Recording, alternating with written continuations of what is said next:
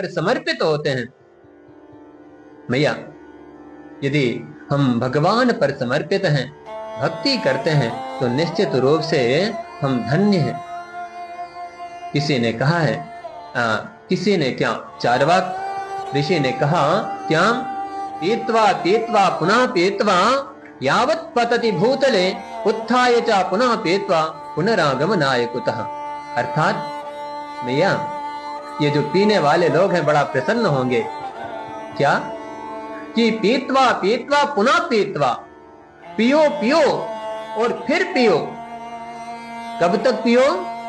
तो जब तक इस पृथ्वी पर गिर ना पड़ो। और उत्थाय च पुनः पीत्वा, उठो और फिर पियो। कौन जानता है इस धरा में फिर आना है या नहीं आना है। लेकिन मैया, किसी ने कहा कि एक एव पदार्थेषु त्रिधा भवति विक्षिपः कुलपं कामिनो मांसम योगिभिः कामिभिः स्वभिः। अर्थात एक ही वाक्य को व्यक्ति कई प्रकार से समझता है, या भिन्न भिन्न मति वाले लोग अपने अपने मति के अनुसार उस वाक्य का अर्थ निकालते हैं।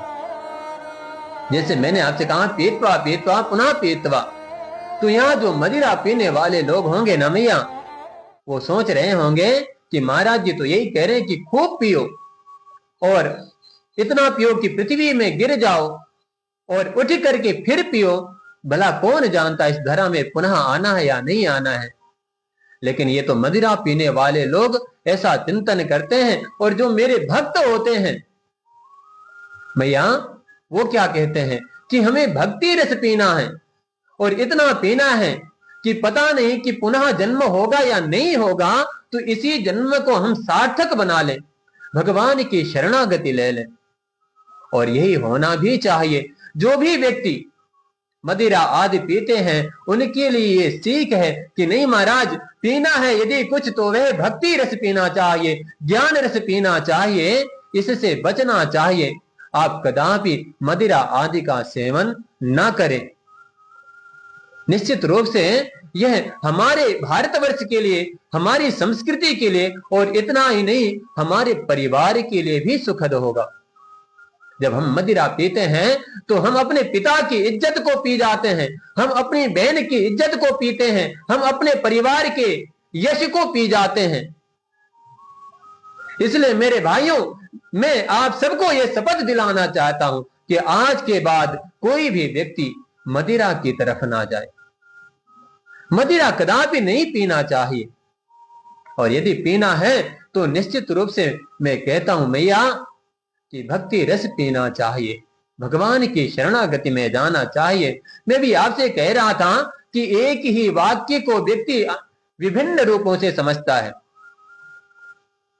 एक एव पदार्थेषु त्रिधा भवति विक्षिपः कुलपं कामिनो मांसम योगिभिः कामिभिः स्वभिः। अर्थात एक सुंदर नायिका हो, उसको तीन लोग हैं और तीन तरीके से देखेंगे मैया। कुलपम कामिनो मांसम योगिभिः कामिभिः स्वभिः। अर्थात कुत्ता होगा तो वह उस नायिका को मांस के रूप में देखेगा। यदि योगी होगा तो वह व्यर्थ की वस्तु समझ करके उसे छोड़ देगा। और जो कामी व्यक्ति है वह अपने काम के रूप में उस नायिका को देखता है, उसमें देखता है। तो कहने का अभिप्राय कि एक ही वाक्य को यह तीन व्यक्ति तीन प्रकार से देखते हैं। एक और उदाहरण दे दूं आपको। जैसे किसी ग्रंथकार ने कहा कि संध्या हो गई। अब संध्या हो गई तो जो विभिन्न प्रकार के लोग हैं, मति वाले लोग हैं, वह सब अपनी मति के अनुसार चिंतन करेंगे। कैसे? जो चरवाहा होगा, गाय को चराने वाला होगा, वह सोचेगा, चिंतन करेगा कि अब संध्या हो गई, इसलिए मुझे गाय लेकर के अब घर की ओर चलना चाहिए।